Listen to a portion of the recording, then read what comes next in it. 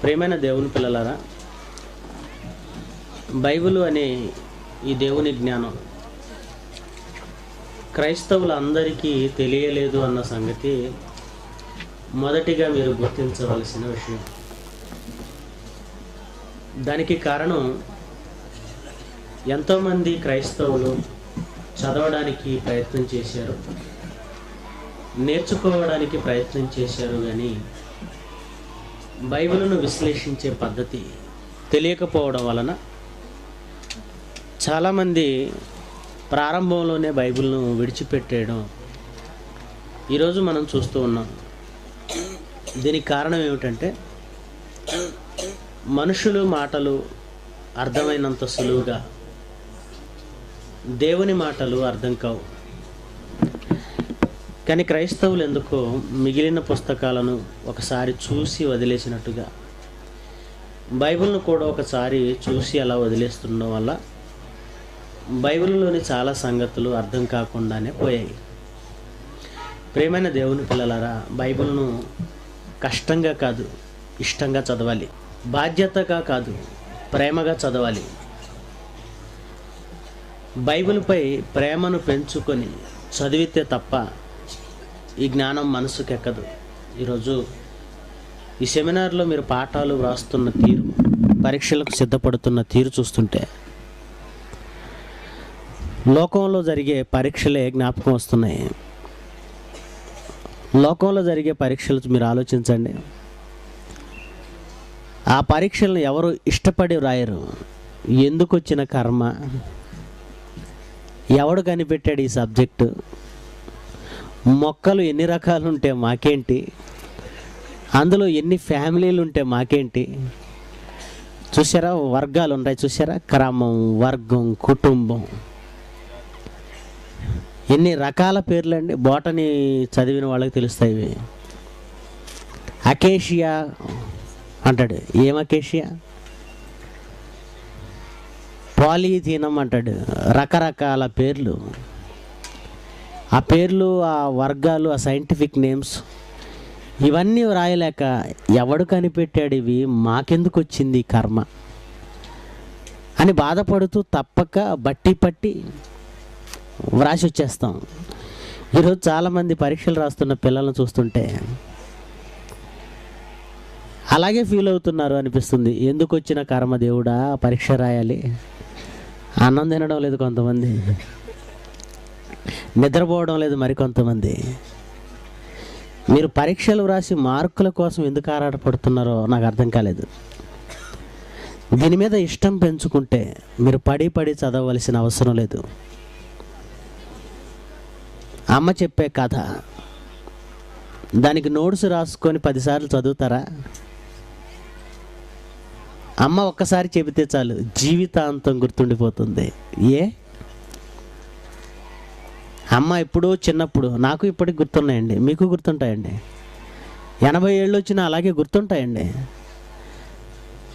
చిన్నప్పుడు అమ్మ ఒడిలో విన్నది 80 ఏళ్ల వరకు ఎలా గుర్తుండిపోయింది ఒకసారి ఆలోచించండి. ఇష్టం, మనకు ఆ కథపై ఉన్న ఇష్టమే జీవితాంతం మీకు గుర్తుండిపోయేలా చేసింది. దావీదు కూడా బైబిల్ని అవసరం గనక, తప్పదు గనక చదవలేదండి. ఎలా చదివాడో కీర్తనల గ్రంథం 1వ అధ్యాయం మీరు చూడండి, 1వ వచనం నుంచి. కీర్తనల గ్రంథం 1వ అధ్యాయము 1వ వచనం. దుష్టుల ఆలోచన చొప్పున నడువక, పాపుల మార్గమున నిలువక, అపహాసకులు కూర్చుండే చోటున నీవు కూర్చుండక,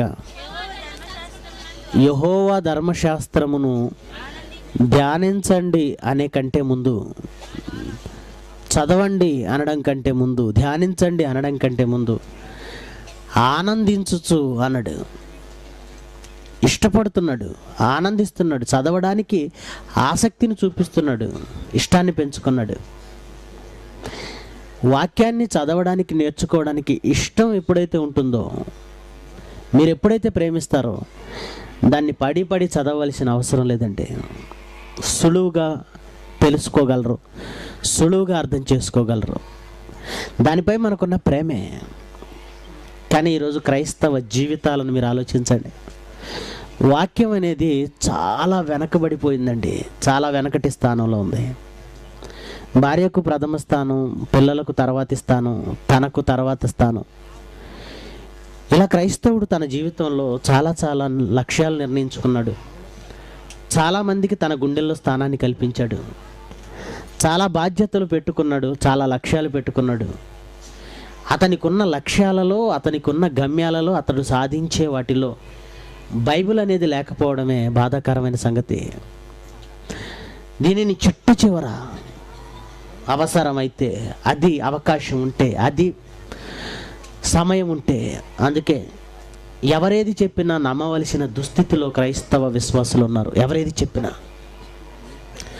వీళ్ళు చదవరు గనుకే, వీళ్ళకి ఎటు అర్థం కాదు గనుకే బైబిల్ను పట్టుకున్న అనేక మంది దొంగలు వారు ఆడిందే ఆట పాడిందే పాటగా చలామణి అవుతుంది.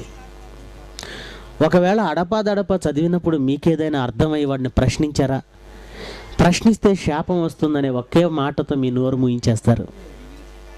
అందుకే ప్రేమైన వారలారా, అబద్ధం అనేది క్రైస్తవ ప్రపంచాన్ని ఆవహించింది. వాళ్ళ మీరు నేర్చుకుంటున్న ఈ నిజాలు మీ ప్రాంతాలలో పునఃస్థాపితం కావాలి, స్థిరపరచబడాలి. మళ్ళీ సత్యం అనేది మీ ప్రాంతాలలో పునాది వేయబడాలి.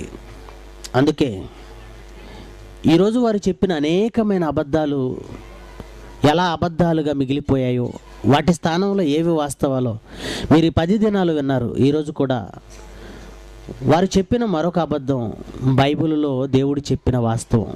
అదే, ఉద్యోగస్తులు దేవుని సేవ చేయవచ్చా? సహజంగా అందరూ చెప్పే మాట, ఉద్యోగి అయిన వాడు దేవుని సేవ చేయకూడదు అంటారు. మేము ప్రత్యేకంగా సమర్పించుకున్న వాళ్ళం, పిలవబడిన వారం, దేవుని వలన ఏర్పరచబడిన వారం, అభిషేకం పొందిన వారం కనుక అభిషేకింపబడిన, దేవుని చేత ఏర్పరచబడిన, ప్రత్యేకింపబడిన మేము తప్ప దేవుని సేవ చేసే అర్హత మరెవ్వరికీ లేదు. పైగా ఉద్యోగస్తుడైతే అసలు చేయకూడదు అనే బోధ ఈరోజు క్రైస్తవ సమాజంలో కనబడుతుంది. ఇది అంతవరకు వాస్తవం. ఉద్యోగం అనేది దేవుని సేవ చేయడానికి ఆటంకమా? ఉద్యోగం చేసేవాడు సేవకు పనికిరాడా? ఇది బైబిల్ ప్రకారం నిజమేనా? ఆలోచించండి. ఇక వాస్తవ అవాస్తవాలు పరిశోధించే ముందు మనకు కొన్ని ముఖ్య సూత్రాలు తెలిసి ఉండాలి. 1, బైబిల్ పరిశోధించేవానికి బైబిలులో ప్రయోగించబడిన కనీసపు పదాల అర్థాలు తెలిసి ఉండాలి, వాటి నిర్వచనాలు తెలిసి ఉండాలి. చదువులేని వాడికి పదాల భావాలు, ఒక అర్థానికి ఉన్న పర్యాయ పదాలు, సందర్భానుసారమైన భావం, ఇవి చదువు లేనివాడు మాట్లాడడం, ఆలోచించటం కాస్త కష్టం. అదే చదువుకున్నవాడైతే ఆ పదానికి ఉన్న సరైన అర్థం, సందర్భాన్ని బట్టి సరైన భావం, కాలానుగుణమైన జ్ఞానం, ఇవన్నీ కాస్త చదువుకున్నవాడు చెప్పగలడు. బైబిల్ ఆలోచించేటప్పుడు కూడా కనీసపు చదువు పరిజ్ఞానం కావాలని పేతురు చెబుతాడు. ప్రియమైన దేవుని పిల్లలారా, ఇప్పుడు మీరు కూడా కాస్త తెలివిగా ఆలోచించగలిగితే, ఉద్యోగం చేసేవాడు దేవుని సేవకు పనికిరాడు అంటున్నారు వీళ్ళు. అసలు ఉద్యోగం అంటే ఏంటి? ఉద్యోగస్తులు దేవుని సేవ చేయకూడదు అని చెప్పేవారి ఉద్దేశంలో ఉద్యోగం అంటే గవర్నమెంట్ ఉద్యోగిని మాత్రమే ఉద్యోగస్తుడు అంటారు. లేదా పెద్ద పెద్ద కంపెనీలలో ఉద్యోగం చేస్తూ పెద్ద పెద్ద జీతాలు తీసుకుంటున్న వారిని ఉద్యోగస్తులుగా పరిగణిస్తారు. ఉద్యోగము అంటే దాని పర్యాయ పదం, దానికి మరొక అర్థం ఏంటో తెలుసండి? ఉద్యోగము అంటే పని, నౌకరీ, పని అని. ఆఫీసులో కూర్చొని, కంప్యూటర్ ముందు కూర్చొని, లేదా ఫైల్స్ ముందు పెట్టుకొని చేసి ఫ్యాన్ కింద కూర్చునేది ఉద్యోగం కాదండి. రోడ్డు మీద పాచి ఊడ్చేవాడు ఉంటాడే చీపిరి పట్టుకొని, అది కూడా ఉద్యోగమే. బట్టలు ఉతికేవారు ఉంటారు చూసారా, బట్టలు ఉతకడము ఒక ఉద్యోగమే. వంట చేసేవారు ఉంటారు చూసారా, వంట చేయడము ఒక ఉద్యోగమే.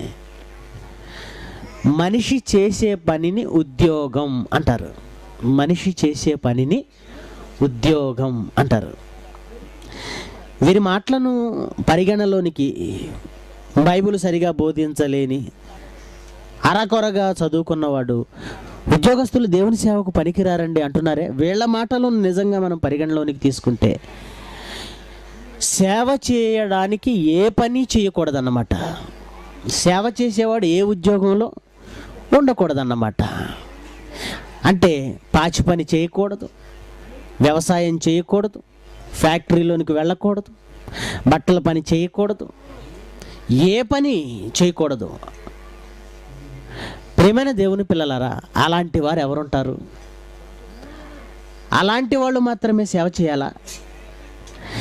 ఏ పని లేకుండా ఉన్నవాడే, ఏ పని చేయని వాడే సేవ చేయాలా? బైబిల్లో ఎవరు సేవ జరిగించాలో, ఎవరు దేవుని పనికి ఏర్పరచబడ్డారో వారికి ఉన్న అర్హతలేంటో మనం బైబిల్ నుంచి చూద్దాం. ఫలానా వాళ్ళే చేయాలని నిర్ణయించడానికి మనిషి ఎవరు? మనం కూడా మనుషుల మాటలను ఖాతరు చేయకూడదు, లెక్క చేయకూడదు. వాళ్ళు ఎంతటి పెద్దవాళ్ళైనా పర్వాలేదు. ఒక బాబు నా దగ్గరకు వచ్చి అంటున్నాడండి, నేను ఫలానా కాలంలో రేడియోలో విన్నానండి ప్రసంగం, టీవీలో విన్నానండి. మరి వాళ్ళు టీవీలో రేడియోలో చెబుతున్నారంటే బాగా తెలిసిన వాళ్ళు కదండి, మరి నేను రేడియోలో విన్నదానికి మీరు చెప్పేదానికి తేడాగా ఉందండి, ఎలా నమ్మమంటారు అంటున్నారు. అంటే వాక్యానికి గొప్పతనం రేడియోలో ఉంటే, రేడియోలో చెబితే, టీవీలో చెబితే, మరెక్కడో చెబితే కాదండి. అంటే మనకున్న అలవాటు ఏమిటన్నమాట, ప్రసంగికుడు సూటుతో ఉన్నాడా లేదా, ప్రసంగికుడు కారులో దిగాడా లేదా, ప్రసంగికుడు హెలికాప్టర్లో వచ్చాడా లేదా, ప్రసంగికుడు ఆ టీవీలో కనిపిస్తాడా లేదా. ఈరోజు అంతే కదండి.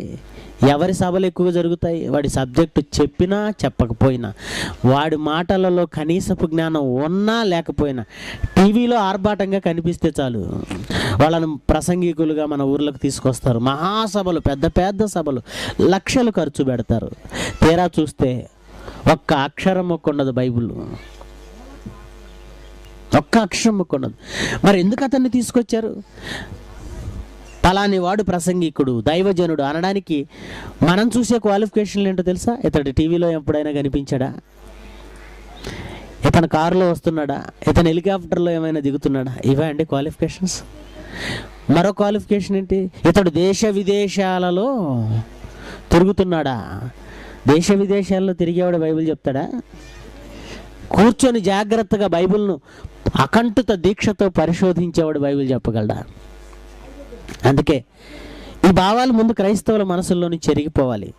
నిజం చెప్పడానికి బట్టలు సరిగా లేనివాడైనా పర్వాలేదండి, నిజం ఎవరు చెప్పినా నిజమే, వాస్తవం ఎవరు చెప్పినా వాస్తవమే. పౌలు మీకు తెలుసు, అతడు వృత్తికి ఏం చేసేవాడో తెలుసా అండి? అలాంటి వ్యక్తి మన ఊర్లోనికి వచ్చి వాకింగ్ చెబితే మీరేమంటారు చెప్పండి? డేరాలు కుట్టుకునేవాడంటే మీ ఊరికి గొడుగులు బాగు చేస్తామని వస్తారు చాలామంది. పాత గొడుగులు బాగు చేస్తాం, పాత తాళాలు బాగు చేస్తాం. ఆ గొడుగులు బాగు చేసే వాళ్ళు ఎలా ఉంటారో చూడండి. పౌలు పరిస్థితి కూడా అదే. నిజంగా అలాంటి గెటప్లో ఈరోజు మనకు వాక్యం వినబడితే వినగలమా? వాక్యం చెప్పేవాడు మన దగ్గరికి వస్తే వినగలమా? ముందు క్రైస్తవుల మైండ్ మారాలి. చెప్పే మనిషిని కాదు చూడవలసింది, వ్రాయబడిన వాక్యాన్ని చూడాలి. అందుకే ఎవరిని దేవుని సేవ చేయమని యేసుక్రీస్తు అన్నాడో ఒకసారి మీ లేఖనాలలో మీ చేతిలో ఉన్న బైబిల్ తీసి చూడండి. మత్తయి సువార్త 28వ అధ్యాయము 20వ వచనం నుండి, నేను మీకు ఏ ఏ సంగతులు ఆజ్ఞాపించి తినో వాటన్నింటినీ గైకొనవలెనని వారికి బోధించండి అన్నాడు. నేను మీకు ఏ ఏ సంగతులు ఆజ్ఞాపించి తినో వాటన్నింటినీ గైకొనవలనని వారికి బోధించండి అన్నాడు. వారని ఎవరిని గురించి మాట్లాడుతున్నాడు? పై వచనంలో శిష్యులకు ఒక పని అప్పగించాడు. పై వచనంలో, మీరు వెళ్ళండి, సమస్త లోకానికి వెళ్ళండి, సర్వ సృష్టికి వెళ్ళండి, సమస్త జనులను ఏం చేయాలి? మీరు శిష్యులుగా చేయండి.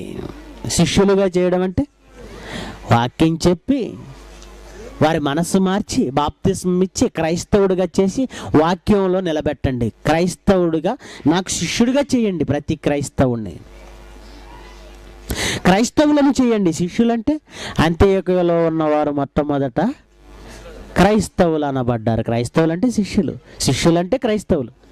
అనేక మందిని మీరు మార్చండి, అనేక మందిని మార్చండి, సర్వలోకానికి వెళ్ళి అనేక మందిని మార్చండి అన్నాడు. తండ్రి యొక్కయు కుమారుని యొక్కయు పరిశుద్ధాత్మ యొక్కయు నామములోనికి మీరు వారికి బాప్తిస్మం ఇవ్వండి. ఇచ్చిన తర్వాత అలా వాళ్ళు బాప్తిస్మం తీసుకొని నాకు శిష్యులైపోతారు. నాకు శిష్యులైన తర్వాత నేను మీకు ఏ ఏ సంగతులు ఆజ్ఞాపించి తినో వాటన్నింటినీ గైకొనవలెనని వారికి బోధించండి అన్నాడు. వారికి బోధించండి అంటే మీరు నాకు శిష్యులు, మీరు వెళ్ళి వాక్యం ప్రకటించడం వల్ల వాళ్ళు కూడా శిష్యులు అవుతారు. అంటే మీరు శిష్యులు, వాళ్ళు శిష్యులు. అలాంటప్పుడు మీరు చేయవలసిన పని, వారు చేయవలసిన పని కూడా ఒక్కటే. వాళ్ళు ఏం చేయాలి? నేను మీకేం చెప్పాను అవే వాళ్ళు కూడా చేయాలి. నేను మీకేం చెప్పాను అవే ఆజ్ఞలు వాళ్ళు కూడా పాటించాలి. అంటే యేసు వాక్యము వలన, శిష్యుల వాక్యము వలన యేసుక్రీస్తుకు శిష్యులుగా మారిన వారంతా ఏం చేయాలంటున్నాడు యేసు ప్రభు? 12 మంది అపోస్తలులు ఏం చేశారో, 12 మంది అపోస్తలులకు యేసు ప్రభు ఏది ఆజ్ఞాపించాడో అది అందరికీ అప్లై అవుతుంది. రైట్. ఇప్పుడు మనమెవరు? ఇక్కడ కూర్చున్న మీరంతా ఎవరు అనుకుంటున్నారు? ఎవరి శిష్యులండి? మీరంతా ఎవరి శిష్యులు? జైశాలి పీడి సుందర్రావు గారి శిష్యులు కాదండి. మీరంతా ఎవరి శిష్యులో తెలుసా? యేసుక్రీస్తు శిష్యులు. మనమంతా యేసుక్రీస్తు శిష్యులం. మనమంతా శిష్యులం. శిష్యులమైన మనకు ఏ పని ఉంది అంటే 12 మంది అపోస్తలులు ఏ పని చేస్తున్నారో ఆ పని మనం చేయాలి. ఇంతకీ వాళ్ళకి ఏ పని చెప్పాడో చూడండి. మార్కు సువార్త వాళ్ళకి ఏ పని చెప్పాడో చూడండి. 16వ అధ్యాయము 15వ వచనం. మార్కు సువార్త 16వ అధ్యాయము 15వ వచనం.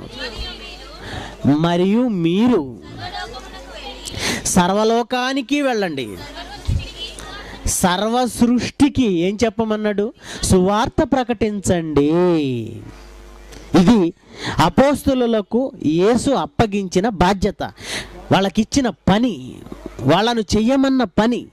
మీరు సర్వలోకానికి వెళ్ళండి, సర్వ సృష్టికి సువార్తను ప్రకటించండి. ఇది వాళ్ళకిచ్చిన ఆజ్ఞ. ఇప్పుడు శిష్యులైన వారు కూడా ఏం పాటించాలన్నమాట? వాళ్ళకి ఏది ఆజ్ఞాపించాడో అదే శిష్యులు కూడా వాళ్ళు కూడా పాటించాలి. ఇప్పుడు మనమంతా కూడా శిష్యులం. మనం కూడా తండ్రి కుమార పరిశుద్ధాత్మ నామములో బాప్తిస్మం పొందాము. ఇప్పుడు మరి మనకున్న పనేంటి? మీరు కూడా సర్వలోకానికి వెళ్ళి సర్వ సృష్టికి సువార్త ప్రకటించాలి. యేసుప్రభు చెప్పింది అదే. మరలా చూద్దాం మత్తయి సువార్త 28వ అధ్యాయం 19-20 వచనాలు. మరలా చూద్దాం మత్తయి సువార్త 28వ అధ్యాయము 19-20. కాబట్టి మీరు వెళ్ళండి, సమస్త జనులను శిష్యులుగా చేయండి, తండ్రి యొక్కయు కుమారుని యొక్కయు పరిశుద్ధాత్మ యొక్కయు నామములోనికి వారికి బాప్తిస్మం ఇవ్వండి. అలా తండ్రి యొక్కయు కుమారుని యొక్కయు పరిశుద్ధాత్మ యొక్కయు నామంలోనికి బాప్తిస్మం తీసుకున్న వారికి, ఎవరు వాళ్ళు? మనమంతా బాప్తిస్మం తీసుకున్నామా తీసుకోలేదా? తండ్రి యొక్కయు కుమారుని యొక్కయు పరిశుద్ధాత్మ యొక్క నామంలోనికి తీసుకున్నామా తీసుకోలేదా? అలా బాప్తిస్మం తీసుకున్న వారికి మీకు ఏ ఏ సంగతులు ఆజ్ఞాపించానో వారు కూడా అవే పాటించాలి, అవే చేయాలి. ఈ మాట ప్రకారం ఇప్పుడు మనకున్న పని ఏంటి చెప్పండి? సువార్త ప్రకటన చెయ్యాలి. ఎవరు చేయాలని యేసుప్రభు అంటున్నాడు? ఎవరు బాప్తిస్మం తీసుకున్నారో వాళ్ళు చెయ్యాలి. బాప్తిస్మం తీసుకున్న కొందరా అందరునా? సమస్త జనులు అన్నాడు. బాప్తిస్మం తీసుకున్న వారిలో కొందరు అన్నాడా? అందరూ అన్నాడా? అందరూ. ఇకపోతే పేతురు గారు రాసిన మొదటి పత్రిక 2వ అధ్యాయము 9వ వచనం చూడండి. పేతురు గారు రాసిన మొదటి పత్రిక 2వ అధ్యాయము 9వ వచనం. అయితే మీరు చీకటిలో నుండి ఆశ్చర్యకరమైన తన వెలుగులోనికి మిమ్మును పిలిచిన వాని గుణాతిశయములను ప్రచురము చేయు నిమిత్తం ఏర్పరచబడిన వంశం. మీరెవరట? ఒకప్పుడు మనమంతా పాపమనే అంధకారంలో ఉన్నాం. ఈ యుగ సంబంధమైన దేవత అధికారంలో ఉన్నాం, అంధకార సంబంధమైన అధికారంలో ఉన్నాం. దేవుడు ఏం చేశాడో మనకు తెలుసు. తన వాక్యం చెప్పి, వాక్యం వినగానే మారిపోయాం. యేసును అంగీకరించాం, బాప్తిస్మం తీసుకున్నాం. ఇప్పుడు మనం చీకటిలో నుంచి ఎక్కడికి వచ్చేసాం? వెలుగులోనికి వచ్చాం. ఇది ఆశ్చర్యకరమైన వెలుగు, సూర్యుని వెలుగు కాదు, ఇది దేవుని వెలుగు, వాక్యము. ఒకప్పుడు పాపంలో ఉన్న మనం ఇప్పుడు దేవుని వెలుగులోనికి వచ్చేసాం. అలా వచ్చిన మనకు ఒక మాట చెబుతున్నాడు. మిమ్మల్ని దేవుడు పిలిస్తేనే వచ్చారు, దేవుని పిలుపుని బట్టే వచ్చారు. చీకట్లో నుంచి ఆశ్చర్యకరమైన తన వెలుగులోనికి దేవుడు పిలిచాడు. ఎందుకు పిలిచాడో తెలుసా? మనను పిలిచిన వాని గుణాతిశయములను ప్రచురము చేయు నిమిత్తం. నిమిత్తం, నిమిత్తం అంటే దానికోసమే. ఎందుకు పిలిచాడట మిమ్మల్ని? పాపంలో ఉన్న మనల్ని ఎందుకు పిలిచాడట? మిమ్మును పిలిచిన వాని గుణాతిశయములు ప్రచురము చేయు నిమిత్తం మీరు ఏర్పరచబడ్డారు అన్నాడు. మీరు ఏర్పరచబడ్డారు. ప్రియమైన దేవుని పిల్లలారా, అలా ఆశ్చర్యకరమైన వెలుగులోనికి చీకట్లో నుంచి వచ్చిన వాళ్ళు ఎవరు చెప్పండి? ఈరోజు కూర్చున్న మనమంతా పాపాన్ని విడిచిపెట్టి వాక్యం విని బాప్తిస్మం తీసుకొని క్రీస్తులోనికి వచ్చిన మనమంతా చీకట్లో నుంచి వెలుగులోనికి వచ్చేసాం. వీరందరినీ దేవుడు పిలిచాడు. ఈ పిలిచిన వారందరికీ ఆయన గుణాతిశయములు ప్రచురము చేసే పని ఉంది. ఆయనేమో బైబిలులో, యేసు మాటలలోనేమో అందరూ సువార్త ప్రకటించాలి, అందరూ ఆయన గుణాతిశయములను ప్రచురం చేయాలన్నాడు. వీరిలో కొందరు అన్నాడా, అందరు అన్నాడా? అందరూ. రైట్, అందరూ. ఇప్పుడు సేవకులు ఏమంటున్నారు? మన సేవకులు ఇక్కడున్న వాళ్ళు ఏమంటున్నారు? ఉద్యోగం చేసేవాడు పనికిరాడు అంటున్నారు. ఉద్యోగం చేసేవాడు పనికిరాడు. ఏమండి, ఉద్యోగం చేసేవాడు పనికిరాడు అంటే అర్థం ఏంటి? వీరిలో ఉద్యోగస్తులు ఎవరో వాళ్ళు పనికిరారు. ఎవరిలో? ఆశ్చర్యకరమైన ఆయన వెలుగులోనికి వచ్చిన వారిలో కొందరు పనికిరారు అంటున్నారు. మరి యేసు ప్రభు అందరినీ చేయమన్నాడు, సువార్త అందరినీ చేయమంటున్నాడు. వీళ్ళే ఉద్యోగం చేసేవాళ్ళు పనికిరారు అంటున్నారు. రైట్. అయితే ఉద్యోగం చేయకుండా ఎంతమంది ఉండగలరు? ఉద్యోగం చేయకుండా ఎంతమంది ఉండాలి? ఉద్యోగం చేయకుండా ఎంతమంది ఉండాలి? ఆయనేమో సువార్త చేయమంటున్నాడు. సువార్త చేసి మీకు ఉద్యోగం ఉండకూడదని వీళ్ళు అంటున్నారు. ఆయనేమో మిమ్మల్ని సువార్త చేయమంటున్నాడు. వాళ్ళేమో మీరు సువార్త చేస్తే ఉద్యోగం ఉండకూడదు అంటున్నారు. అసలు మనిషి ఉద్యోగం చేయకుండా బ్రతకటం సాధ్యమా? ఉద్యోగం అంటే చెప్పాను కదండి, ఆఫీసులో కూర్చొని ఫైల్స్ ముందేసుకొని ఫ్యాన్ కింద కూర్చొని చేసేదే కాదు ఉద్యోగం. మీరు పొలం పని చేసినా అది మీ ఉద్యోగం, మీరు వ్యాపారం చేసినా అది మీ ఉద్యోగం, మీరు పాచి పని చేసిన, రోడ్లు ఊడ్చినా అది మీ ఉద్యోగమే. ఈరోజు మనం అంతా పని చేసుకుంటేనే బ్రతుకుతున్నాం, పని చేసుకుంటేనే. ఎందుకు ఈ పరిస్థితి వచ్చిందో మీకు తెలుసు, మనం చెప్పాను. మనమంతా పని చేసుకోవాల్సిన అవసరం ఎందుకు వచ్చిందండి? ఆదాము చేసిన తప్పు. అప్పుడు దేవుడి నిర్ణయం ఏంటో ఒకసారి మీరు చూడండి. ఆదాము తప్పు చేసినప్పుడు దేవుడు తీసుకున్న నిర్ణయం ఏంటో ఒకసారి చూడండి. ఆదికాండం 3వ అధ్యాయము 17వ వచనం. ఆయన ఆదాముతో, నీవు నీ భార్య మాట విని తినవద్దని నేను నీకు ఆజ్ఞాపించానే, ఆ వృక్షఫలం నువ్వు తిన్నావు గనక నీ నిమిత్తము ఈ నేల శపించబడింది. ప్రయాసముతోనే నీవు బ్రతుకు దినములన్నీ దాని పంట తింటావు. తర్వాత అది ముండ్ల తుప్పలను, గచ్చి పొదలను నీకు మొలిపిస్తుంది. నువ్వు కష్టంతో పొలంలోని పంట తినాలి. తర్వాతమ్మా, నీవు నేలకు తిరిగి చేరు వరకు నీ ముఖపు చెమట కార్చి ఆహారం తింటావు. నీవు నీ ముఖం చెమట కార్చి ఆహారం తింటావు అంటే ఒకనాడు ఏ పని చేసుకోవలసిన అవసరత లేని కాలంలో మనిషి తప్పు చేయటం వల్లండి మనిషి శపించబడ్డాడు. అదేంటో తెలుసా? మీరు బ్రతకడానికి అవసరమైన దానిని మీరు కష్టపడి పని చేసుకొని సంపాదించాలి. ప్రతి మనిషి.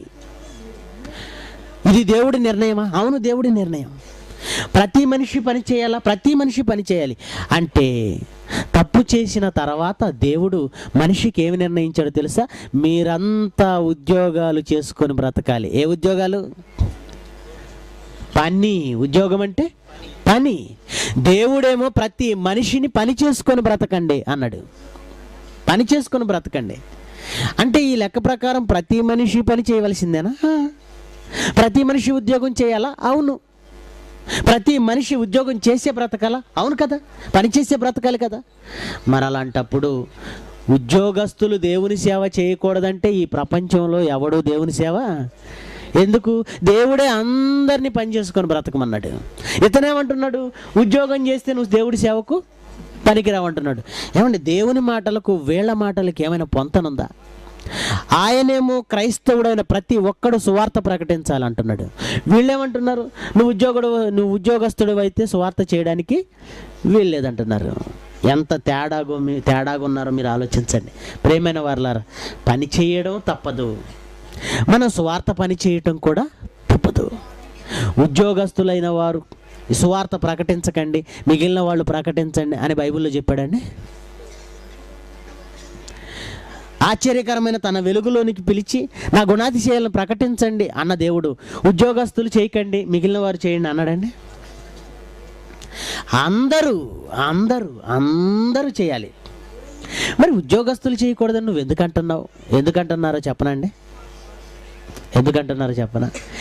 ఉద్యోగం చేస్తే ఒక 10,000 వస్తుంది, ఉద్యోగం చేస్తే ఒక 20,000 వస్తుంది, ఉద్యోగం చేస్తే ఒక 30,000 వస్తుంది. వీళ్ళు ఏమనుకుంటున్నారంటే దేవుని సేవ చేస్తే దశమ భాగాలు ఆదాయం వస్తాయి, ఈ ఆదాయంతో నువ్వు బ్రతుకుతున్నావు, మరలా నువ్వు ఉద్యోగం చేసావనుకో అక్కడ డబ్బు వస్తుంది, ఇదిగో రెండు చోట్ల నువ్వు సంపాదనకు పాల్పడకూడదు, కనుక నీకు అక్కడ సంపాదన వస్తుంది కదా, నువ్వు ఇది మాకు వదిలేయి, మాకు ఉద్యోగాలు లేవు కదా, నువ్వు ఉద్యోగం చేసుకుంటున్నావు కదా, నువ్వు అది చేసుకో. ఏ ఉద్యోగం లేని మాకు ఇదే ఉద్యోగం గనక నువ్వు దీనిలోనికి రాకు, మేము దాంట్లోకి రావు. నువ్వు ఉద్యోగం చేసేవాడు ఈ సేవ చేయకు, ఇది మాకు వదిలేయి, మేము ఇక్కడ బ్రతకాలి అంటే ఉద్యోగస్తులు సేవ చేయొద్దని వీళ్ళు ఎందుకు అంటున్నారు? ఇప్పుడు అర్థమైందా? ఉద్యోగం దేవుడి సేవకు అడ్డమని కాదు, వీళ్ళ సంపాదనకు అడ్డమని. ఉద్యోగస్తులు దేవుడి సేవ చేయకూడదని బైబిల్లో లేదు. మరి వీళ్ళు ఎందుకు పెడుతున్నారు ఆ రూలు? వీళ్ళు దీని మీద సంపాదిస్తున్నారు కదా, వాళ్ళు కూడా దీనికోసమే వస్తే ఇప్పుడు వీళ్ళ సంపాదన పోతుంది. అందుకే ఉద్యోగస్తులారా మీరేం చేస్తారంటే దశమ భాగం మాకు ఇచ్చేయండి, మీరు దశమ భాగం మాకు ఇచ్చేయండి. సువార్త గురించి మీరు మాట్లాడొద్దు, దేవుని పని గురించి మీరు మాట్లాడొద్దు, అదేదో మేము చూసుకుంటాం. నువ్వు సువార్త ప్రకటించడానికి వెళ్ళలేదు, నువ్వు సేవ చేయడానికి వెళ్ళలేదు. ఏమండి, ఇది ఎంత దారుణమో మీరు ఆలోచించండి. నిజంగా బైబిల్లో దేవుడు ఉద్యోగస్తుల్ని సేవ చేయనివ్వలేదా? నిజంగా సేవ చేయటం తప్ప? బైబిల్లో ఒక మాట ఉందండి, మార్కు సువార్త 1వ అధ్యాయంలో 1వ అధ్యాయము 16వ వచనం. మార్కు సువార్త 1వ అధ్యాయము 16వ వచనం. ఆయన గలిలయ సముద్ర తీరమున, యేసుక్రీస్తు గలిలయ సముద్ర తీరమున వెళ్ళుచుండగా సీమోను అను ఒక మనుష్యుడు, అతని సహోదరుడైన ఆంద్రియ ఈ గలిలయ సముద్రంలో వలలు వేస్తున్నారు. వాళ్ళ ఉద్యోగం అది. వాళ్ళ ఉద్యోగం ఏంటండి? జాలర్లు. వాళ్ళ ఉద్యోగం అది, వాళ్ళ పని అది. వలలు వేస్తున్నారు. వాళ్ళు జాలర్లు. యేసు నా వెంబడి రండి, చేపలు పడుతున్న వారిని చూసి నా వెంబడి రండి, నేను మిమ్మును మనుషులను పట్టే జాలర్లుగా చేస్తాను అన్నాడు. వాళ్ళు వెంటనే వెంబడించారు యేసుక్రీస్తుని. ఎప్పుడైతే ఆయన రమ్మన్నాడో వాళ్ళు ఎలా వెంబడించారు చూడండి, 18వ వచనం. 18వ వచనం, వెంటనే వారు తమ వలలు విడిచిపెట్టి ఆయనను వెంబడించిరి. చాలామంది ఈ వచనాన్ని చూపించి యేసుక్రీస్తు సేవకు పిలవగానే, యేసుక్రీస్తు వారు సేవకు రమ్మనగానే వాళ్ళు ఏం చేశారు? పేతురు, ఆంద్రేయ వలలు విడిచిపెట్టి వచ్చేసారు. అంటే వాళ్ళ పని వదిలేశారు, వాళ్ళ పని విడిచిపెట్టారు, వాళ్ళ ఉద్యోగం విడిచిపెట్టారు. కనుక సేవకు వచ్చేవాడు ఎవడైనా ఏం చేయాలి? వాళ్ళు వలలు విడిచిపెట్టారని ఉంది కనుక నువ్వు సేవకు రావాలంటే నీ ఉద్యోగాన్ని విడిచిపెట్టి రా అన్నారు ఈ వచనాన్ని చూపించి. అందుకే చాలామంది అండి ఈరోజు చేస్తున్న మంచి మంచి ఉద్యోగాలు కూడా విడిచిపెట్టేసి, మంచి జీతం వస్తున్నా విడిచిపెట్టేసి ఇదిగో సేవకు వచ్చేస్తున్నారు. పైగా గొప్పగా చెబుతారు, నేనండి నా ఉద్యోగానికి రాజీనామా ఇచ్చి దేవుని సేవలోనికి వచ్చానండి అంటారు. నా ఉద్యోగానికి రాజీనామా ఇచ్చాను, రిజైన్ చేసి వచ్చేసానండి అంటే రిజైన్ చేసి మరి రావడాన్ని గొప్పగా ఫీల్ అవుతున్నాడు, ఏదో త్యాగంగా ఫీల్ అవుతున్నాడు, గొప్పగా ఫీల్ అవుతున్నారు. బైబిల్ సరిగా అర్థం కాలేదని మనం పదే పదే చెబుతున్నా వీళ్ళకి అర్థం కాదండి. బైబిల్ బాగా చదవమని చెప్పినా ఆలోచించరండి, బైబిల్ బాగా పరిశోధించమని చెప్పినా పట్టించుకోరండి. అన్నీ అరకొరగా ఆలోచించడం, అన్నీ సగం సగం ఆలోచించడమే. యేసుక్రీస్తు రమ్మనగానే ఆ రోజు వలలు విడిచిపెట్టి యేసు ప్రభువును వెంబడించారు, రైటే. ఆ తర్వాత యేసు వెళ్ళిపోయాడండి వారి దగ్గర నుంచి. ఆ తర్వాత యేసుక్రీస్తు వెళ్ళిపోయాడు. ఎన్నాళ్ళు ఉన్నారు యేసు ప్రభుతో వాళ్ళు? సుమారుగా 3.5 సంవత్సరాలు. ఆ 3.5 సంవత్సరాల్లో ఓకే, యేసు ప్రభుతో ఉన్నారు, ఇంటికి వెళ్ళడం లేదు, లేదా పని చేసుకోవడానికి టైం లేదు. యేసుక్రీస్తుతో ఉన్నారు కనుక పాపం ఆయనే భోజనం పెడుతున్నాడు. 5 రొట్టెలు 2 చేపలు, ఏదో చిన్నది ఇస్తే చాలు అందరికి పెట్టేస్తున్నాడు. లేదా ఈయనతో ఉన్నాడు కనుక మీటింగ్కి వెళ్ళిన దగ్గర ఎవరో గెస్ట్గా ఆహ్వానించి అందరికీ భోజనం పెడుతున్నారు. ఆయన ఉన్న 3.5 సంవత్సరాలు బాగానే ఉందండి. మరి తర్వాత వాళ్ళ పరిస్థితి ఏంటి? తర్వాత వాళ్ళ పరిస్థితి ఏంటి? ఎప్పుడైనా చదివారా? ప్రారంభంలో యేసు పిలవగానే వలలు విడిచిపెట్టిందే చూశారు. కానీ యేసు మరణించిన తర్వాత వాళ్ళు ఏం చేస్తున్నారో చూడండి. యోహాను సువార్త 21వ అధ్యాయము 3వ వచనం నుండి, సీమోను పేతురు ఎప్పుడండి? యేసు మరణించి తిరిగి లేచేటప్పటికి సీమోను పేతురు అంటున్నాడు వాళ్ళతో, అప్పుడు యేసు ప్రభువు లేడు అక్కడ, నేను చేపలు పట్టడానికి వెళుతున్నాను అన్నాడు. వారితో అనగా వారు మేం కూడా వస్తామన్నారు. మేము కూడా వస్తాం, శిష్యులు అంటున్నారు మేము కూడా వస్తాం. అదేంటండి? దేవుని సేవకు దేవుడు పిలిచాడు, వలలు విడిచిపెట్టేశారు, ఉద్యోగాలు విడిచిపెట్టేశారు, అన్నీ విడిచిపెట్టి సేవకు సాగారని చెబుతున్నావు కదా. మరలా యేసు ప్రభు మరణించి తిరిగి లేచిన తర్వాత మరలా వీళ్ళు ఏ పని చేస్తున్నారు? అంటే వలలు పారవేయలేదా? వలలు వదిలేలేదా? ఆ ఉద్యోగం మానేలేదా? ఎవరు చెప్పారండి? ప్రారంభంలో యేసు పిలిచాడు వాళ్ళని, నా వెంబడి రండి అనగానే అక్కడ వలలు విడిచిపెట్టారు. అలా వలలు విడిచిపెట్టారని వాళ్ళ జీవితంలో వలలు వదిలేశారా? ఎవరు చెప్పారు? యేసుక్రీస్తు మరణించి తిరిగి లేచిన తర్వాత మళ్ళీ పేతురు వల పట్టుకున్నాడు, ఆయన వృత్తిలోనికి ఆయన వెళ్ళిపోయాడు. ఆ తర్వాత ప్రక్కనున్న శిష్యులు కూడా వల తీసుకున్నారు, వాళ్ళ వృత్తిలోనికి వాళ్ళు వెళ్ళిపోయారు. ఎవరు చెప్పారు వృత్తిని వదిలిపెట్టారని? వాళ్ళు సేవ చేస్తూనే వృత్తిని కూడా కొనసాగిస్తున్నారు. పౌలు గురించి మీకు తెలుసా? పౌలు ఎలాంటి వాడో చూడండి. అపోస్తుల కార్యాలు 18వ అధ్యాయము 2వ వచనం నుండి, యూదులందరూ రోమా విడిచి వెళ్ళిపోవాలనని క్లౌదియ చక్రవర్తి ఆజ్ఞాపించినందున వారు ఇటలీ నుండి క్రొత్తగా వచ్చిన వారు ఎవరు? అకుల, ప్రిస్కిల్లా, వీళ్ళు వృత్తికి డేరాలు కుట్టేవారు. పౌలు కూడా ఏ వృత్తి కలిగిన వాడట? డేరాలు కుట్టినవాడు గనుక పౌలు కూడా అదే వృత్తి గనక వారితో కాపురం ఉన్నాడు. వారు కలిసి పని చేయుచుండిరి. ఏం పని చేస్తున్నాడట? అతను డేరాలు కుట్టేవాడే, వాళ్ళు డేరాలు కుట్టేవాళ్ళే. వీళ్ళందరూ కలిసి పని చేస్తున్నారు. సువార్త పని చేస్తున్నారు అనుకోకండి, సువార్త పని చేస్తున్నారు, కానీ వాళ్ళ వృత్తి పని కూడా చేస్తున్నారు. మరి భోజనం ఎలా వస్తుందండి? భోజనం ఎలా వస్తుంది? అందుకే వృత్తే, సువార్త పని సువార్త పనే. పౌలంతటి వాడే డేరాలు కుట్టి పని చేస్తూ కడుపుకు సంపాదించుకొని సువార్త చేస్తున్నాడు, పని చేస్తున్నాడండి, పని చేస్తున్నాడు.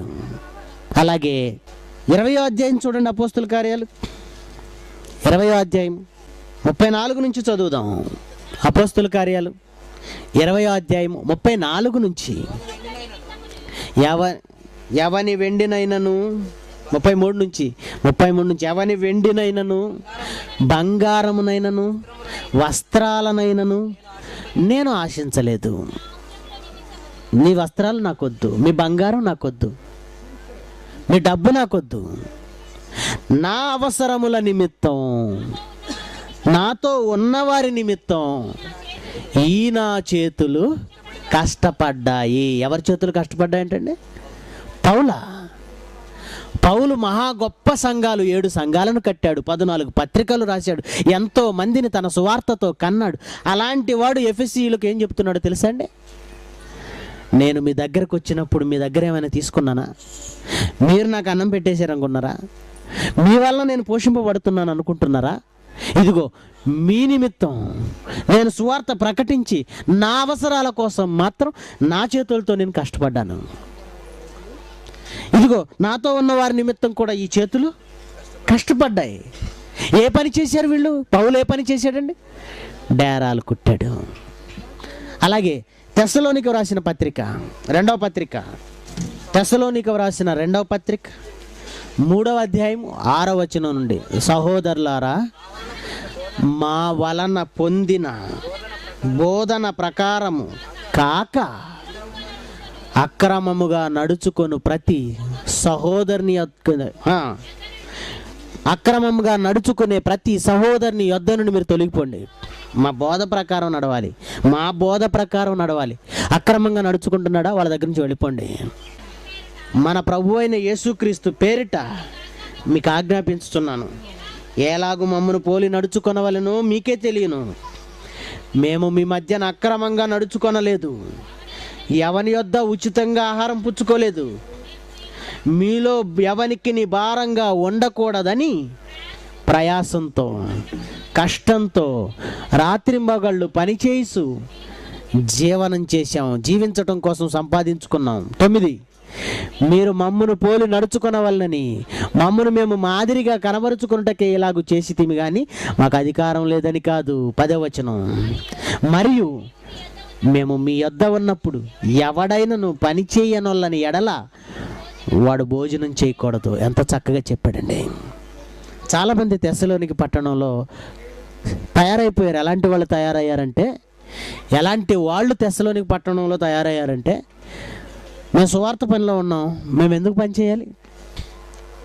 మేము సువార్త పని చేస్తున్నాం, సంఘంలో పని చేస్తున్నాం, మేమెందుకు పని చేయాలి అని పని చేయటం మానేశారు. అక్రమంగా భోజనం చేయటం ప్రారంభించారు. సంఘంలోకి వచ్చి కేవలం సువార్త పని ఉంది, ఇక మాకు ఏ పని అవసరం లేదు, భోజనం కోసం సంపాదించుకోవటం లేదు, ఎవరి మీద పడి తినడానికి అలవాటు పడ్డారు. పౌలు అంటున్నాడు, మేము మీ దగ్గర ఉన్నప్పుడు మేము ఎలా బ్రతికామో తెలుసు కదా, ఎలా నడుచుకున్నామో తెలుసు కదా, మీ దగ్గర ఎవరి దగ్గరైనా ఉచితంగా ఆహారం పుచ్చుకున్నాం, మా చేతులతో మేము కష్టపడ్డాం, మేము సంపాదించుకున్నాం. అలాగే మీరు కూడా ఏం చేయాలి? మీరు కూడా సొంతంగా కష్టపడండి, మీ ఆహారానికి మీరు కష్టపడండి, ఆహారం సంపాదించుకోండి, సొంతగా పని చేసుకోండి. అక్రమంగా ఎవడైనా నడుచుకుంటున్నాడా వాని వద్ద నుండి. ఇవన్నీ మనం చూస్తున్నప్పుడు పౌలంతటి వాడే పని చేసి, అనగా ఉద్యోగం చేసి సువార్త ప్రకటన చేస్తున్నాడు. అలాగే పేతురు, వారి వృత్తిలో వాళ్ళు ఉన్నారు, చేపలు పట్టుకుంటున్నారు, మరలా వాళ్ళ వృత్తిని కొనసాగిస్తున్నారు, సువార్త పని చేస్తున్నారు. ప్రేమైన దేవుని పిల్లలారా, ప్రారంభ శతాబ్దంలో సువార్త పని చేసిన వారి పనిని కూడా చేసుకుంటున్నారు, ఉద్యోగం కూడా చేసుకుంటున్నారు. మరి ఉద్యోగం చేసేవాడు సువార్త చేయకూడదనే మాట ఎక్కడి నుంచి వచ్చింది? ఎందుకు చెబుతున్నారు? బైబిల్లో లేనిది క్రైస్తవ సమాజంలోనికి ఎందుకు వచ్చింది? పేతురు వచ్చి చేపలు పట్టుకుంటున్నాడు, ఒకవేళ పేతురు తెలియక మళ్ళీ చేపలు పట్టుకుంటున్నాడండి, అదే ప్రభు వారికి తెలిస్తే ఊరుకునేవాడు కాదు అంటారా?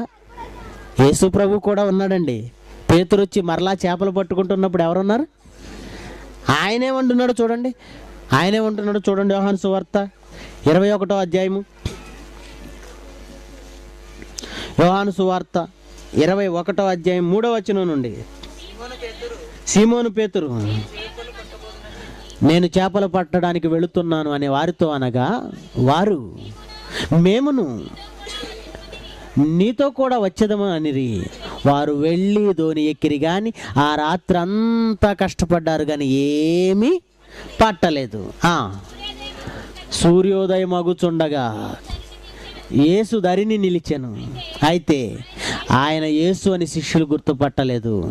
యేసు, పిల్లలారా, భోజనమునకు మీ వద్ద ఏమైనా ఉన్నదా అని వారిని అడుగగా, లేదని వారు ఆయనతో చెప్పిరి. అప్పుడు ఆయన, దోణె కుడి ప్రక్కను వల వేయుడు మీకు దొరుకునని చెప్పాను గనుక వారలాగు వేయగా చేపలు విస్తారంగా పడినందున వలలాగలేకపోయిరి. పిల్లలారా, మీ దగ్గర ఏమైనా ఆహారానికి ఉందా అని అడిగాడు. యేసుప్రభు అని గుర్తుపట్టలేదు. రాత్రంతా కష్టపడ్డాం, మాకేం పడలేదు అన్నారు. అదిగో కుడి ప్రక్కన వల వేయండి, వల వేయండి, కుడి ప్రక్కన వల వేయండి, వల వేయండి. ఈ మాట అంటున్నది ఎవరు? పేతురు, నీకు బుద్ధి ఉందా? తోమా, నీకు బుద్ధి ఉందా? శిష్యులారా, మీకు బుద్ధి ఉందా? సువార్త పనికి నేను పిలిచాను మిమ్మల్ని. పెంతెకొస్తు పండుగ దినమున పరిశుద్ధాత్మను అనుగ్రహించి నాకు సాక్షులుగా నేను మిమ్మల్ని నిలబెడుతుంటే మీరు మళ్ళీ వల పట్టుకొని పని చేయడానికి ఎందుకు వెళుతున్నారు? మీకు బుద్ధి ఉందా అనాలి యేసుప్రభు. కానీ యేసుప్రభు ఏమంటున్నాడు? చేపలు పడలేదా? అయితే కుడి పక్కన వేయండి, వల వేయండి, వల వేయండి. యేసుప్రభు మాట, వల వేయండి అంటే మీరు పని చేయండి, మీ ఆహారం మీరు సంపాదించుకోండి, సువార్త పని చేయండి. అందుకే అపోస్తలుడైన పౌలు పని చేశాడు. అపోస్తలులు పనిచేశారు. పనిచేస్తూ జీవనం సాగిస్తూ సువార్త ప్రకటన చేశారు. సేవ చేయవలసిన వాడు ఉద్యోగస్తుడా, ఉద్యోగం లేనివాడా కాదండి. క్రీస్తులోనికి వచ్చిన ప్రతి ఒక్కరు, బాప్తిస్మం తీసుకున్న ప్రతి ఒక్కరు, తండ్రి కుమార పరిశుద్ధాత్మ నామంలో బాప్తిస్మం పొంది శిష్యుడైన ప్రతి ఒక్కరు చేయవలసిన పని ఏంటో తెలుసా? సర్వలోకానికి వెళ్ళి సర్వ సృష్టికి సువార్త ప్రకటించాలి. ఒకనాడు చీకటి అనే పాపంలో నుండి, పాపం అనే చీకటిలో నుండి వాక్యం అనే ఆశ్చర్యకరమైన తన వెలుగులోనికి మిమ్మల్ని దేవుడు పిలిచాడు. అలా పిలవబడిన మీరంతా ఏం చేయాలో తెలుసా? ఆయన గుణాతిశయములను ప్రచురము చేయు నిమిత్తం అంటే దానికోసమే వచ్చారు. అందుకే మీరు క్రైస్తవులు అయ్యారు. అంటే క్రైస్తవుడైన ప్రతి ఒక్కడు ఏం చేయాలి? సువార్త ప్రకటన చేయాలి. కానీ ఈరోజు అనేక విధాలుగా సువార్త ప్రకటన జరగకుండా సాతాను వేసిన ఎత్తుగడల్లో ఇది ఒక ఎత్తుగడండి.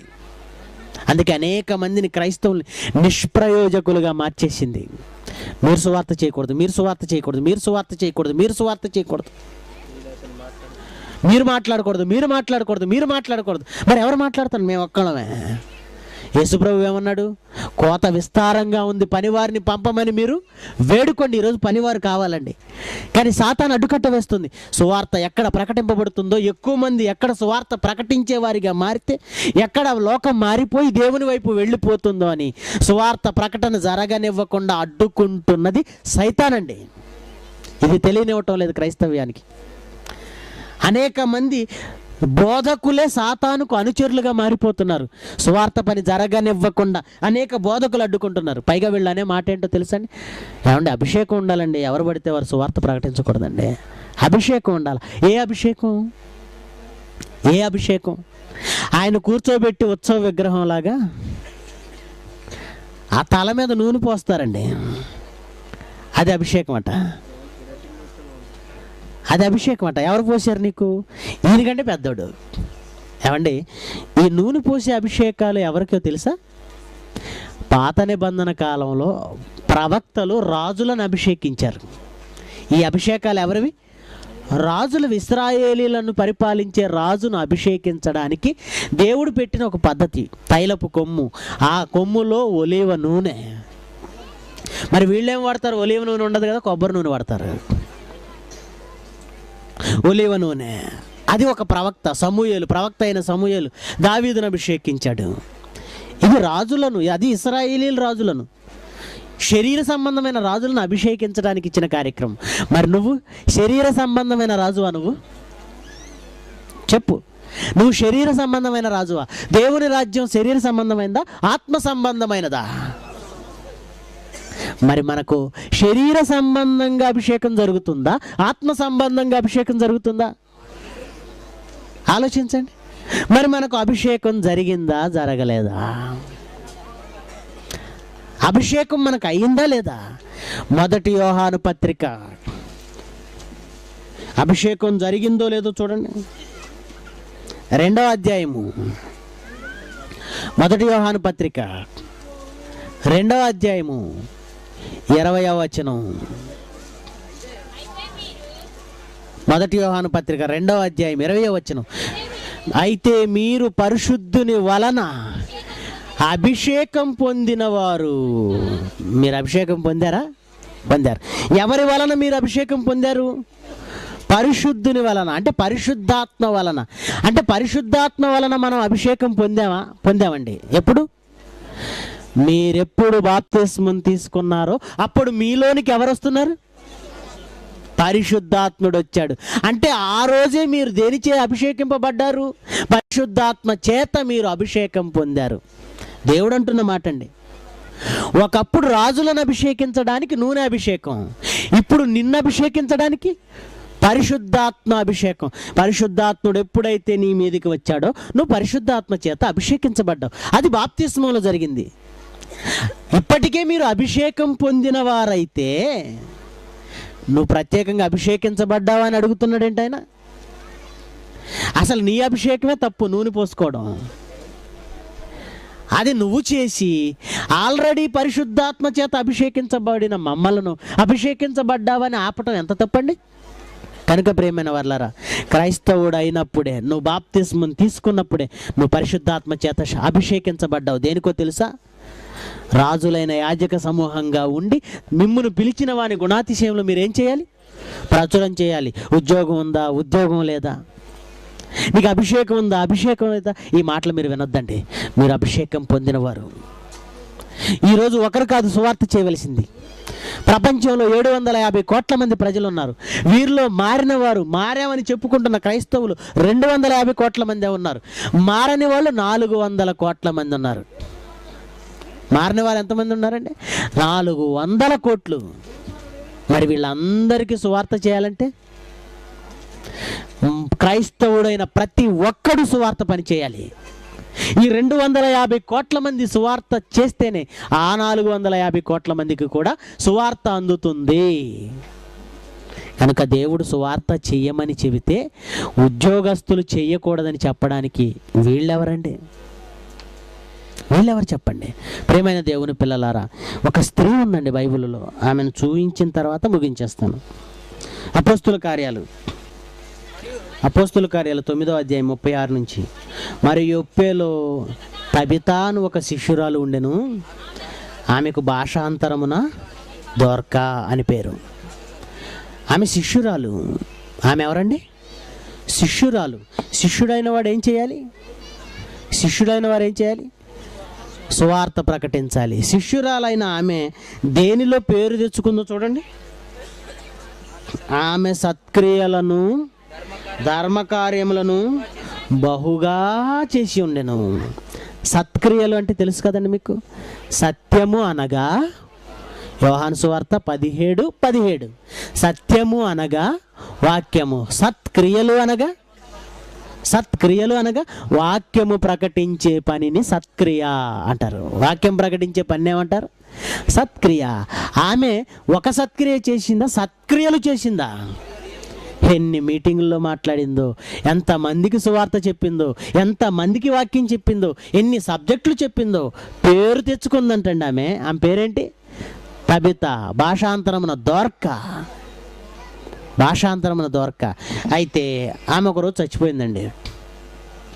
37 ఆ దినముల యందు, అపోస్తుల కార్యాలు 9:37, ఆ దినముల యందు ఆమె కాయిలా పడి చనిపోగా వారు శవమును కడిగి మేడగదిలో పరుండబెట్టిరి.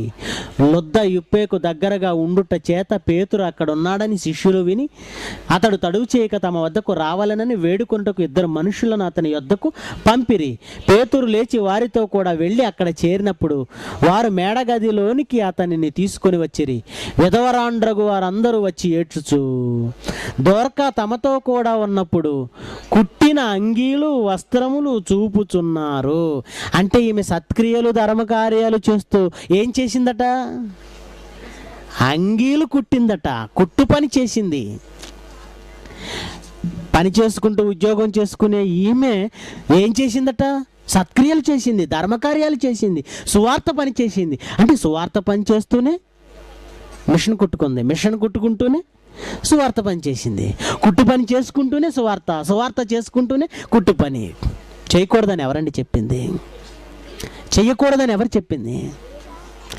ఒకసారి బాప్తిస్మం ఇస్తున్నాడట యోహాను. అనేక మంది వస్తున్నారు, బాప్తిస్మం తీసుకుంటున్నారు. సైనికులు కూడా వచ్చారండి, రోమా సైనికులు. సైనికులు వచ్చి ఒక ప్రశ్న అడిగారు, మమ్మల్ని ఏం చేయమంటావు మరి? చూడండి, లూకా సువార్త 3వ అధ్యాయము 10వ వచనం నుంచి చూద్దాం. 10వ వచనం. యోహానుతో మాట్లాడుతున్నారు జనులు. అందుకు జనులు, అలాగైతే మేమేమి చేయవలనని అతను అడుగగా, అతడు 2 అంగీలు గలవాడు ఏమీ లేని వానికి ఇవ్వలెను, ఆహారము గలవాడు అలాగే చేయవలనని వారితో చెప్పెను. సుంకరులను బాప్తిసం పొందవచ్చి, సుంకరి పన్ను సుంకం వసూలు చేసేవారిని ఏమంటారండి? సుంకరి. ఇతను గవర్నమెంట్ ఉద్యోగి. సుంకరులు అంటే ఎవరు? గవర్నమెంట్ ఉద్యోగులు. వాళ్ళు అడుగుతున్నారు మేమేం చేయాలి? అప్పుడు యోహాను ఏమంటున్నాడు చూడండి, అర్జెంటుగా మీ ఉద్యోగం మానేయండి అంటున్నాడా? బోధకుడా మేమేమి చేయవలనని అతన్ని అడుగగా 13వ వచనం. అతడు మీకు నిర్ణయింపబడిన దానిని కంటే ఎక్కువ తీసుకొనవద్దని వారితో చెప్పాను. సుంకర్లు, గవర్నమెంట్ ఉద్యోగులు, పన్ను వసూలు చేసేవాళ్ళు. వాళ్ళు వచ్చి మేమేం చేయాలంటే మీరు అర్జెంటుగా ఉద్యోగం మానేయండి, ఉద్యోగం చేస్తే మీరు సేవకు పనికిరారు అన్నాడా? మీరు మీకు నిర్ణయింపబడిన దాన్ని తీసుకొని జాగ్రత్తగా ఉద్యోగం చేసుకోండి, దేవుని పని చేయండి. ఆ తర్వాత సైనికులు వచ్చారండి. సైనికులు మేమేమి చేయవలనని అతన్ని అడిగిరి. అందుకు అతడు, మీరు కూడా ఉద్యోగం మానేయండి, ఆ గవర్నమెంట్ ఉద్యోగం ఉండకూడదు, ఈ సైనికుల ఉద్యోగాలు మీరు చేయకూడదు, సువార్త పని చేయాలనుకుంటే మీరు ఇందులో ఉండకూడదు అన్నాడా? మీరు ఎవరిని బాధ పెట్టకండి, అన్యాయం చేయకండి, లంచం తీసుకోకండి, న్యాయంగా మీ ఉద్యోగం మీరు చేయండి. యేసుక్రీస్తు వల వేయమన్నాడు, చేపలు పట్టమన్నాడు, అపోస్తులు చేపలు పట్టుకుంటున్నారు. పౌలు డేరాల వృత్తి గలవాడు కనుక డేరాలు కుట్టుకుంటూ జీవనం చేశాడు. అలాగే తబితా అనే శిష్యురాలు, ఆమె కుట్టు పని చేసేది కనుక కుట్టు పని చేసుకుంటూనే సువార్త పని చేస్తుంది. యోహాను సైతం సైనికులు మీ ఉద్యోగం జాగ్రత్తగా చేసుకోండి, న్యాయంగా చేయండి అంటున్నాడు. సుంకర్ని మీ ఉద్యోగం జాగ్రత్తగా చేసుకోండి, అన్యాయం చేయకండి అంటున్నాడు. బైబిల్లో ఎక్కడ ఉద్యోగం చేసేవారిని ఆటంకపరచలేదు, అలాగని ఉద్యోగం చేసేవారిని సువార్త పని చేయొద్దని చెప్పలేదు. యేసుక్రీస్తుకు శిష్యుడైన ప్రతి వాడు సువార్త ప్రకటనలో ఉండాలి. ప్రతి ఒక్కడు ఉండాలి. సువార్త పనిచేసేవాడు ఉద్యోగం చేయకూడదంటే క్రైస్తవులు ఎవరు బ్రతకలేరు. ఎందుకంటే దేవుడు మొదట ఏం చెప్పాడు? ప్రతి ఒక్కడు తమ కష్టం ముఖం నుండి చెమట కార్చి బ్రతకాలి. దేవుడి నిర్ణయాన్ని బట్టి పని చేయక తప్పదు, దేవుని నిర్ణయాన్ని బట్టి సువార్త ప్రకటన తప్పదు. కనుక ఉద్యోగస్తులు సేవ చేయొచ్చా, చేయకూడదా? చేయొచ్చు. సేవ చేయడానికి నీ ఉద్యోగం అడ్డంకి అని ఎవరైనా చెబుతున్నారంటే వీడే దేవుని పనికి అడ్డంకి. కనుక ఈ అడ్డాన్ని మీరు తీసేయండి. ఆలోచించండి ప్రియమైన వర్లారా. అలాగని మీరు వెళ్ళిపోయి ఆవేశపడి వారిని పాడు చేయకండి. మీరు ఆవేశపడి వాళ్ళ మీదకి అటాక్ అయిపోకండి. సత్యాన్ని అతి జాగ్రత్తగా చెప్పాలి. ఈరోజు మీకు ఒక పాఠం అర్థమవుతుంది అంటే 1 గంట సేపు మేము కష్టపడితే అర్థమవుతుంది. మోటివేషన్ నుంచి, ఉదాహరణల నుంచి, వచనాల నుంచి అతి జాగ్రత్తగా చెబితేనే ఒక అంశం మీ మెదడుకి ఎక్కుతుంది. మీరు వెళ్ళి మీరు చెప్పేది తప్పు అన్నారనుకోండి, ఆ తప్పు మీదవుతుంది. అలా చెప్పకూడదు. సభలు ఏర్పాటు చేయండి, రీసెర్చ్ కార్యక్రమాలు ఏర్పాటు చేయండి, సెమినార్స్ ఏర్పాటు చేయండి, వారిని ఆహ్వానించండి. ఇదిగో 1 గంట ఎలాగైతే మేము ఎక్స్ప్లెయిన్ చేస్తున్నాము మీరు నేర్చుకోండి, అలాగే ఎక్స్ప్లెయిన్ చేయండి, ఇలా ఉందని ఒప్పించండి, నేర్పించండి. అప్పుడు వాళ్ళు ఆలోచిస్తారు, మన వాళ్ళు వెళ్తారు, గంట వింటారు కదండి. ఇక్కడ మీరే ఎక్కువ ఆవేశంలో ఉంటారు. DBTH ఫస్ట్ ఇయర్ వాళ్ళు వేడి మీద ఉంటారు. కాస్త వేడి దించుకోండి, లేదంటే ఆ చన్నీళ్ళలో ఉదయాన్నే స్నానం చేసి వెళ్ళండి. ఈ వేడి మీద వెళ్ళిపోయి సంఘాలన్నీ తిరుగుతుంటారండి, ఎవరిని మిరింగుదునా అన్నట్టు పాస్టర్లని. ఆ పని చేయకండి. మీ ప్రాంతాలలో మీరు సువార్తను మీరు పాడు చేసుకున్న వాళ్ళు అవుతారు. మీరు అలా వెళ్ళారనుకోండి, మీరు తప్పండి, మీరు తప్పు చెప్తున్నారండి, బైబిల్ ఇలా లేదని అనేసారనుకోండి, మీరు సువార్త చెప్పడానికి అవకాశం లేకుండా చేస్తారు వాళ్ళు. మంచిగానే వెళ్ళండి, మంచిగానే ప్రవేశించండి, వాస్తవం ఇలా ఉందని చెప్పడానికి, ఎక్స్ప్లెయిన్ చేయడానికి ప్రయత్నించండి. మీరు చక్కగా చెప్పగలుగుతున్నారు అనుకోండి, వాళ్ళు ఒప్పించగలుగుతున్నారు అనుకోండి, వాళ్ళు ఆనందంగా వింటారు. పాస్టర్లు సైతం తమ బాణీని మార్చుకుంటారు. అలా కాకుండా మీరు వెళ్ళిపోయి తప్పంటే, ఒక దొంగని మీరు నువ్వు దొంగ అనండి, వాడు మారడండి. ఒక వ్యభిచారిని చూసి నువ్వు వ్యభిచారివి అనండి, మారడండి. మరేం చేయాలి? అతనిలోని మంచిని బయట పెట్టాలి, తనకు తానే తన తప్పును తెలుసుకునేలా చేయాలి. ఇందులో మీకు కావలసింది సహనం, ఓర్పు. ముందుగా వెళ్ళి అటాక్ ఇచ్చారా, మీ ప్రాంతాల్లో భవిష్యత్తులో మీరు సువార్త చేసుకోలేరు, ఎక్కడికో వెళ్ళిపోవాల్సి ఉంటుంది. కనుక ప్రియమైన వాళ్ళ జాగ్రత్త, విన్నదానిని జాగ్రత్తగా ప్రజెంట్ చేయండి, జాగ్రత్తగా ప్రవేశపెట్టండి, సత్యాన్ని స్థిరపరచండి. ప్రార్థన చేసుకుందాం. ప్రేమ కలిగిన మా తండ్రి, సువార్త చేస్తూనే అనేక మంది తమ జీవనోపాధిని కూడా కొనసాగించారు, ఉద్యోగాలు చేసుకున్నారు. సత్యం సరిగా పరిశోధించని ఎందరో స్వార్థపరు ఉద్యోగస్తులు దేవుని సేవకు అనర్హులు అని ప్రకటిస్తున్నారు. ఉద్యోగస్తుడైనా, వ్యాపారైనా, మరెవరైనా మీ సువార్త ప్రకటనలో పాలు పొందవలసిందే నాయన. మీ పిల్లలు సత్యం వింటున్నారు, అసత్యం అనే అబద్ధాన్ని కూకటి వేళతో పెగలించి వేసి వారి ప్రాంతాల్లో సత్యాన్ని స్థాపించుటకు అవకాశాన్ని ప్రసాదించండి. అపవాది ఎత్తుగడల నుంచి మీ పిల్లలు తప్పించుకొని వానిని ఎదిరించి స్థిర ప్రవర్తన గలవారై మీ అందు బ్రతకగలుగుటకు కృప దయచేయమని, మిగిలిన కాలమంతా మీరు తోడుగా ఉండమని, మీ కుమారుడు జయశాలి గారికి ఆయుష్ను, ఆరోగ్యాన్ని ఇవ్వమని, తమపై ఈ ప్రాంతాన్ని విడిచి తమ ప్రాంతాలకు వెళ్ళిపోతున్న పిల్లలను క్షేమంగా వారి గృహాలకు చేర్చమని క్రీస్తు పేరై ప్రార్థన సమర్పిస్తున్నాం తండ్రి. ఆమెన్.